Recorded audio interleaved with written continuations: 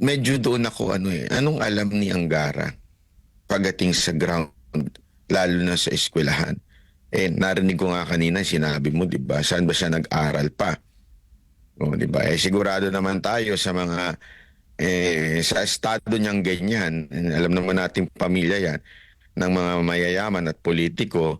Sigurado ako hindi ho nag-public school 'yan.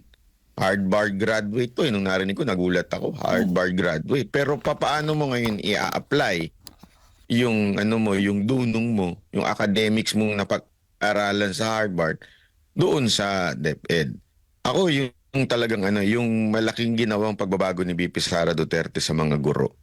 At saka yung binalik yung disiplina. Marami ho kasi noon na, 'di ba, marami nagreklamo yung simpleng bagay lang yung mga hindi nakikita ng mga ilan, yung mga disenyo sa kwarto, yung parang ginawa ng piyesta yung loob ng silid.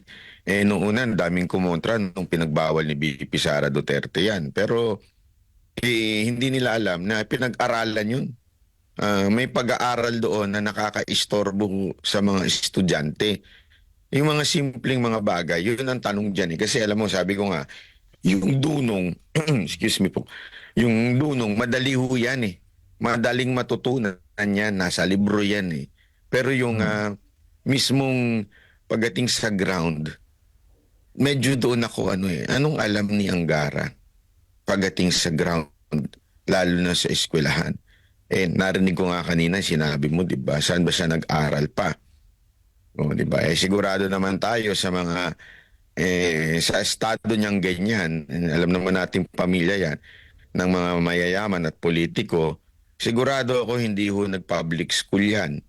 Sigurado ako, oo, hindi ho 'yan kung ano-anong so anong alam niya sa mga pangangailangan ng ating mga public school?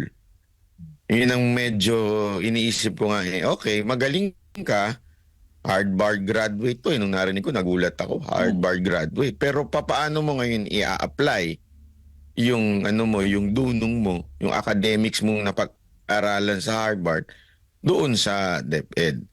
Sana, although, again hindi naman sa sinasabi natin, bakit si VP Sara Duterte?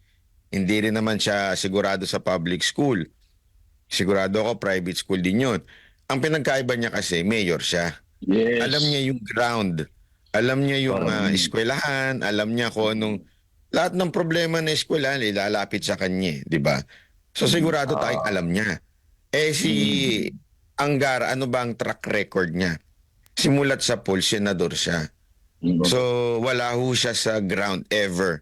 So paano ngayon niya i-approach yung sa ground, yung mga problema sa ground?